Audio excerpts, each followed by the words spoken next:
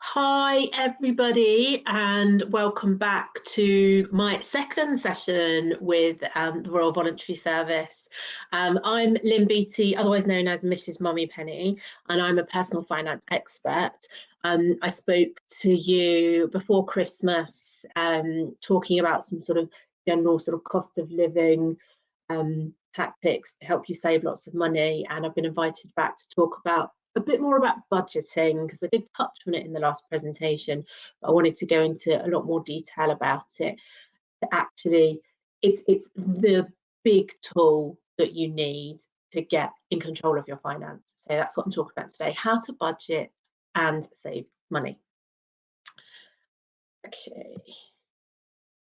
So what I'm going to talk through today is the wonders of the spending diary, which is the base where I always say to start when you're creating your budget.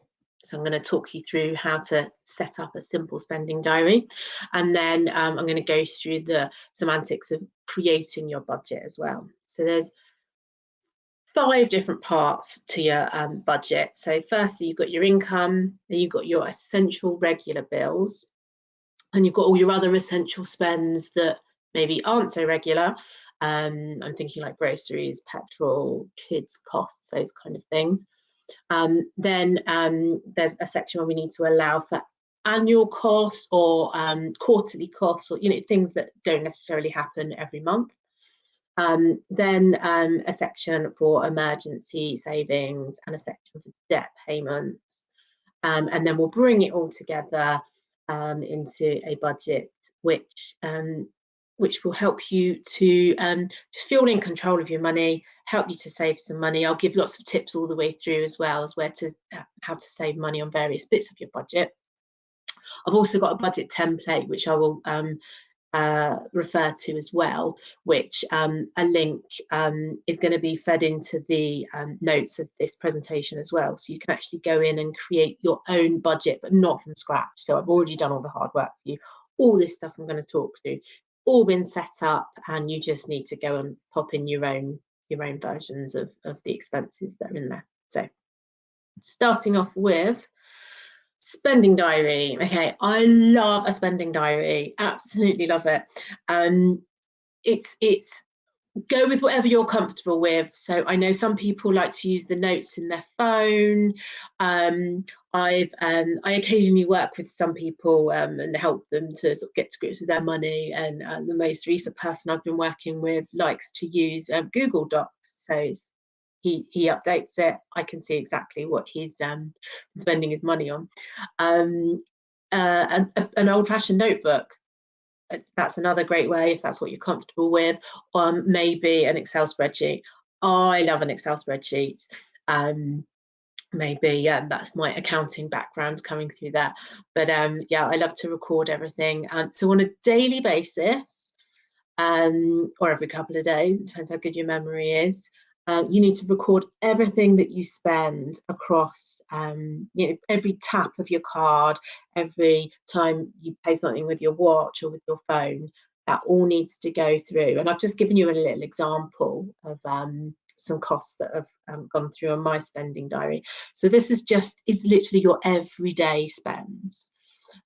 So in here I've got things like petrol, I've got Simmons is a bakery, co-op spends.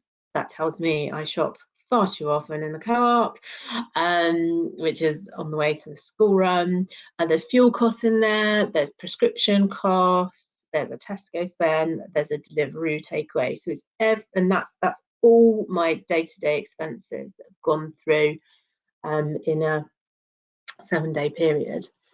So yeah, it's great to get into the habit to do it every day, and then just sort of reflect back and think, okay, why did I get that takeaway on the 12th when I'd got some food from the co-op a few days before? So was I feeling emotional? Was it an emotional spend?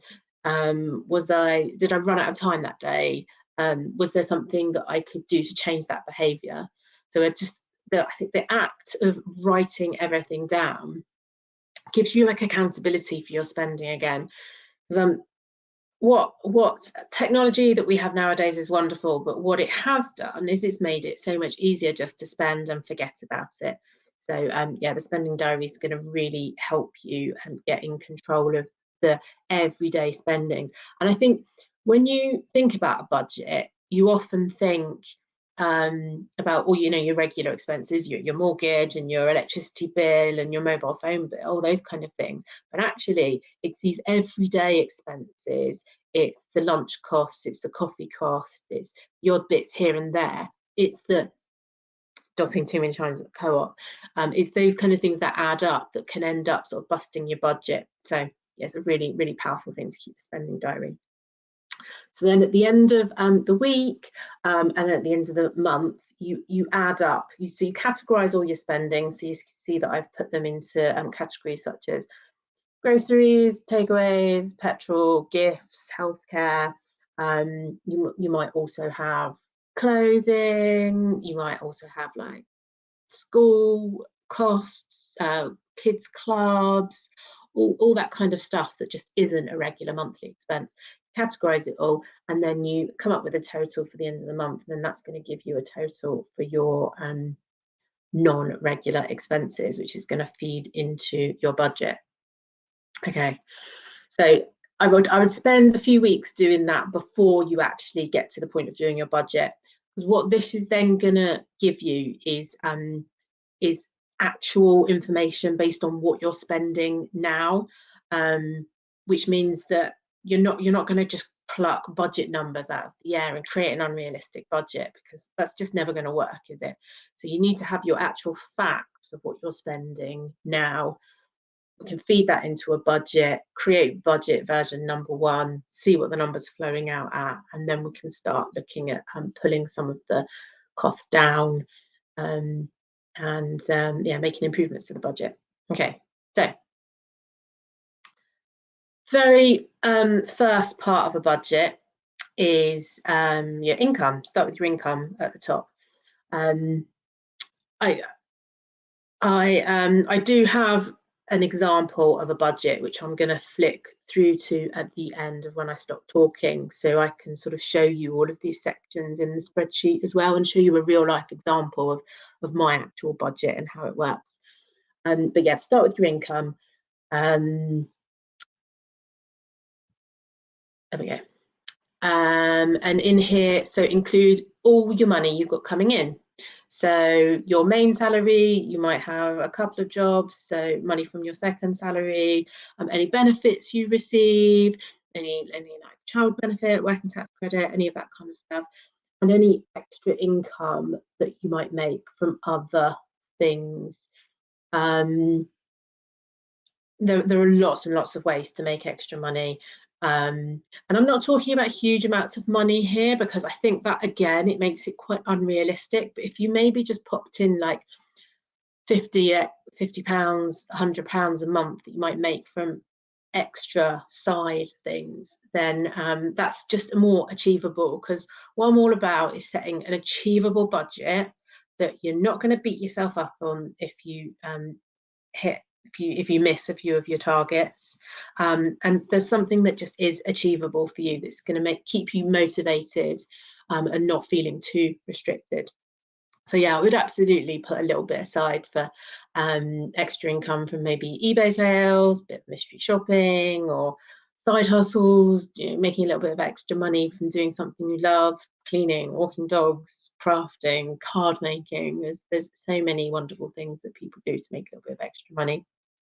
In fact, Mrs. Mummy Penny started off as a side hustle many years ago, 10 years ago. This is my 10th year this year. Although didn't really earn very much money in the beginning. But it was certainly something I did alongside my main job. So yeah, start off with your income at the top of your budget. So then I want you to list all of your essential regular bills. So these are the type of bills that are your direct debits. They hit every month. So I've listed some of mine here. Obviously, there's an exhaustive list. You might have more. So your mortgage or your rent, your council tax, Utilities, so your gas, your electricity and your water bills, mobile phones, your broadband, TV subscriptions, life insurance, house and car insurance. I haven't included an amount in here because I actually paid for mine in an annual chunk, but you might pay for yours on a monthly basis. And then car loan payments as well. So go through, and you'll probably have other direct debits as well, but are these all essential costs? So actually looking at this list, are the mobile phones essential? One's for me, one's for my eldest son. Yes, they're absolutely essential. I think mobile phones are essential to us now. But where I can already see that I can cut back a little bit is in the broadband and TV. Maybe there's some TV subscriptions I can get lower. Maybe I can switch my life insurance policies and get that a little bit lower.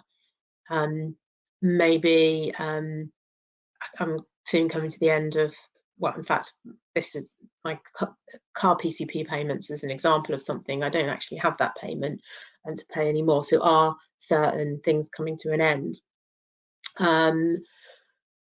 With your utility bills, your gas and electricity, something that's worth doing actually, which is what I've just done today, check what the balance is on your account. Even though we're now in January and we've gone through quite a few cold months, I'm sat on a huge credit still. So my massive direct debit that my energy company put me up to was too high. So what I can do is either put my direct debit right down, or maybe get the credit out of the energy company. But yeah, it's looking at all those essential bills, making sure that they are the only ones that you absolutely need, cancel the ones that you don't need, and make sure that you can get the best deal that you possibly can on all of these costs. Because if you have to pay them, then let's pay the least you can possibly get away with. I see a lot of people with broadband. Actually, broadband's a really interesting one where people have just let it renew year on year. I can guarantee you won't be getting the best deal on that if you just let it renew every year. So call up these companies, see if they can offer you a better deal. In fact, the person who I'm helping with their money at the moment, he called up Sky and saved something ridiculous like £50 a month because he just literally hadn't reviewed his broadband or TV package for like a few years. So absolutely worth doing. So yeah, get your essential regular bills down as low as possible. So then moving on to the next section of the budget is your other essential spends. So this is lifting your information from your spending diary, which I talked about at the beginning, and popping that into your budget. So yeah, some of the categories I've included here: groceries, travel costs. So that might be fuel or train or bus, clothing and shoes, takeaway food, health costs.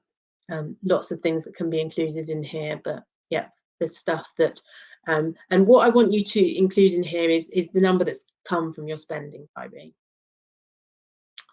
And then the next section is an allowance for your annual or more random costs. So what you need to include in here is one-off things that will hit at some point during the year, and you need to allocate a little bit aside for them each month. So I'm thinking things here like servicing your car, the MOT on the car, Christmas, big birthdays. We all know these things are going to happen.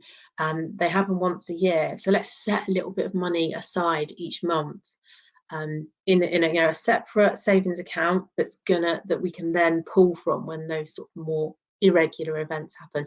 Dentist trips, haircuts, vets costs. You may have heard of sinking funds, which is a phrase that quite a lot of people use, which is basically just a fund that you set aside for these kind of one-off expenses, which I will show you in my spreadsheet when we get to it. So then the last bit to include in your budget is debt repayments and savings. So add in your debt repayments for credit cards and loans that you might have. Have a think about whether these payments can maybe be renegotiated. So maybe you're on a high interest credit card. Can you switch it to a different credit card with a lower interest rate and reduce your monthly payments there?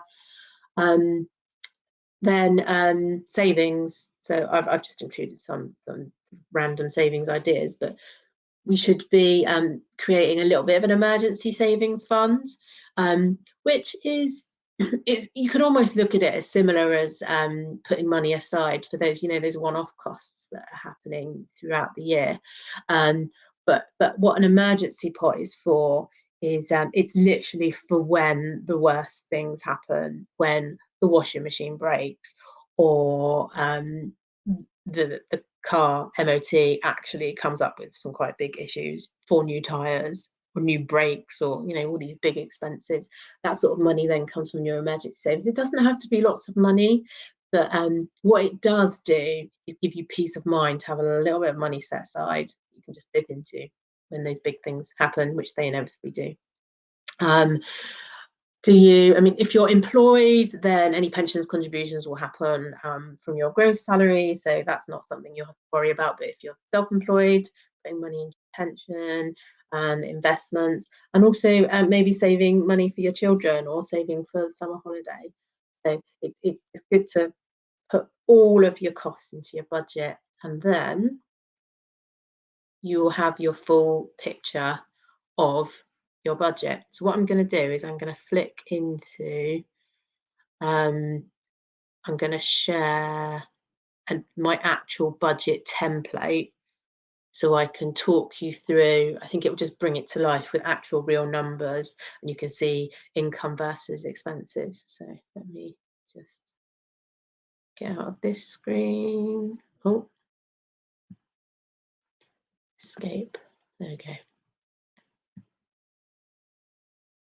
So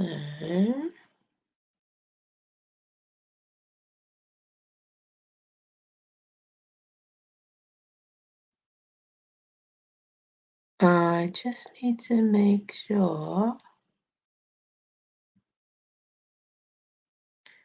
Sorry, slight technical issue. I don't know if you can see my screen anymore. I think you possibly can't.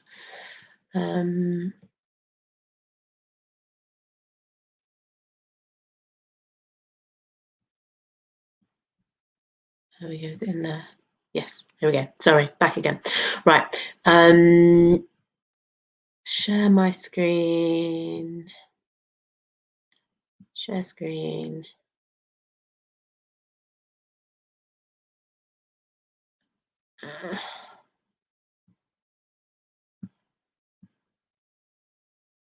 Is that actually working? Window. Here we go. Here we go. That's what I want to share. Right. Sorry about that. Nope, I don't actually want to share that. I want to share.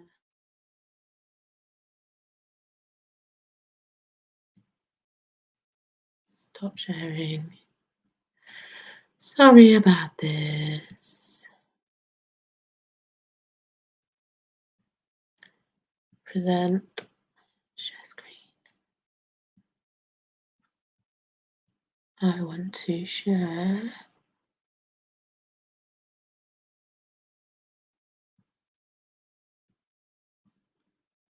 That one. Now you've got 2 of me. That's not right. Budget template. Right. Hopefully you can see that now. Let me just double check.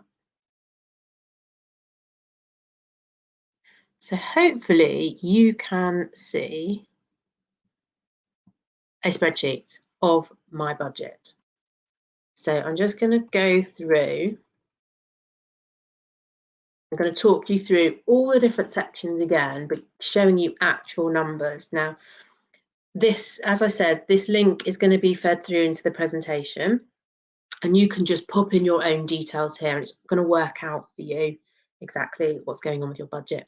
So starting off with income then. So I've got income from yourself, maybe you have a partner with some money as well, I don't.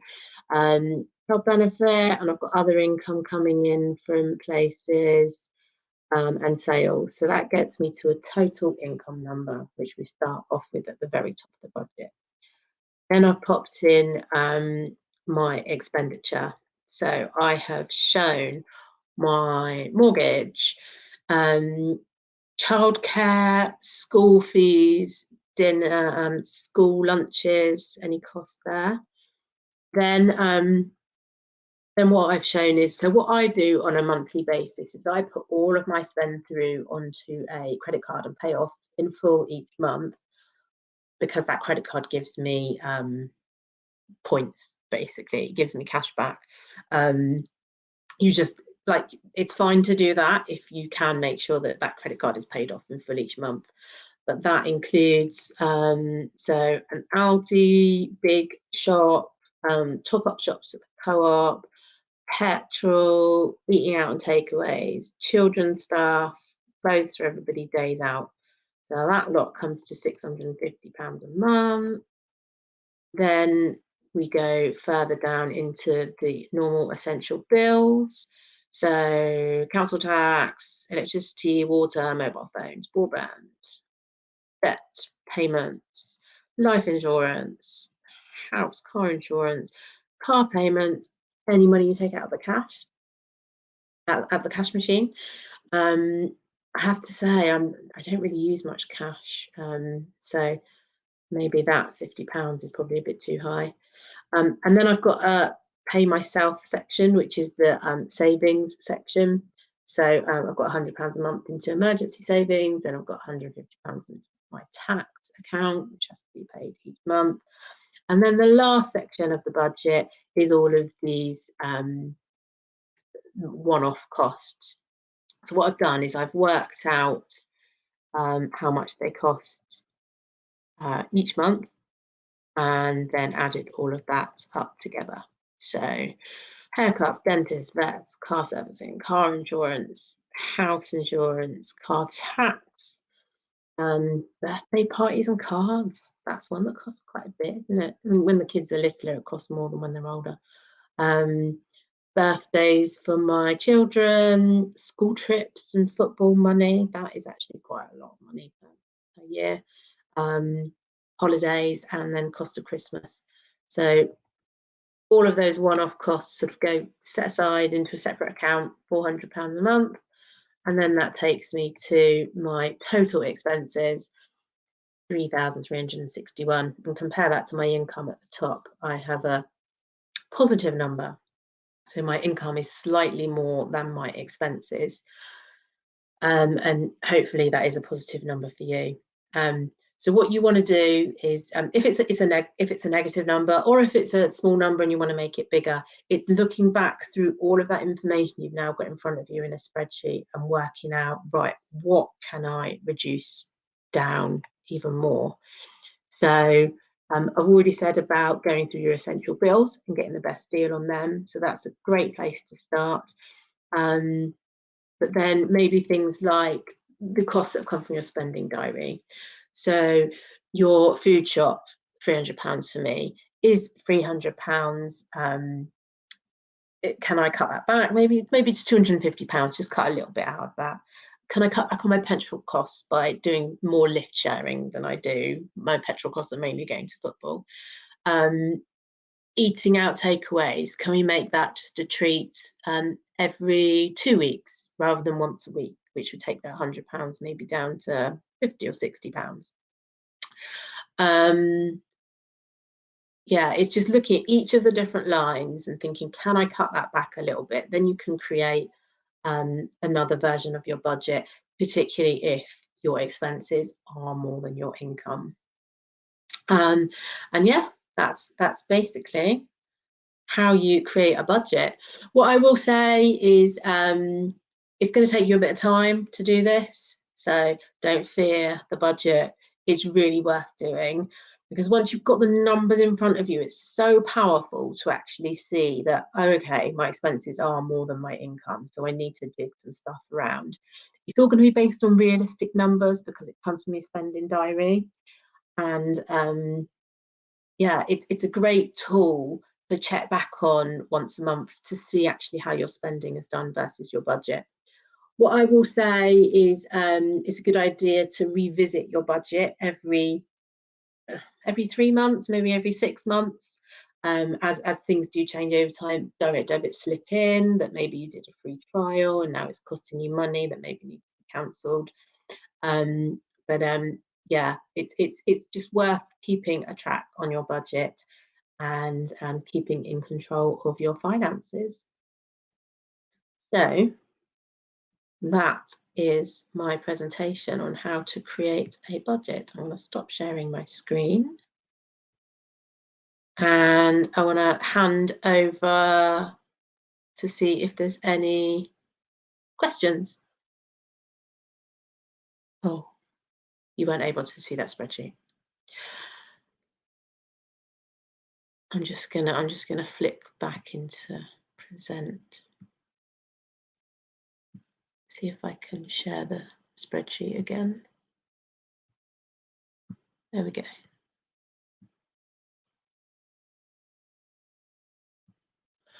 I don't think that worked 5 minutes ago, so I'm just going to show you this example of my budget template again.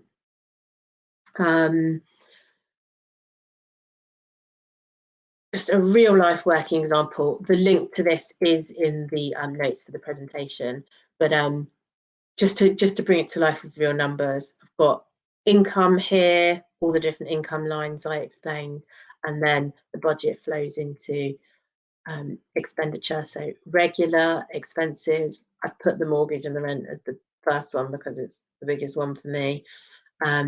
Then I have put in my spending diary expenses, so my groceries, my top-up shop, my fuel, etc. Then I've popped in all of my regular bills. Then I popped in a section for paying myself, savings, emergency savings, and tax. And then finally, I've got another section for those one-off payments throughout the year, and I set aside a separate. I set aside a bit every month to make sure that they're all covered, which is £400 worth. So then we've got total costs of £3,361, where I have a slight difference between my income and my expenses. So yeah, you can populate this spreadsheet with your own numbers and your own categories, and it'll add it all up for you. So that is my budget. Do we have any questions? Stop sharing.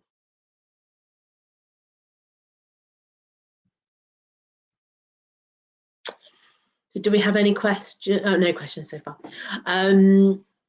So you can always pop questions into the Facebook chat, and I will put back in to see if there's anything I can answer.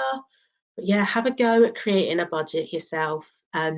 Invest the time, a couple of hours worth of time, create that budget and just feel more in control of your finances and start 2023 with a really positive attitude to money. And it's going to be a tough year.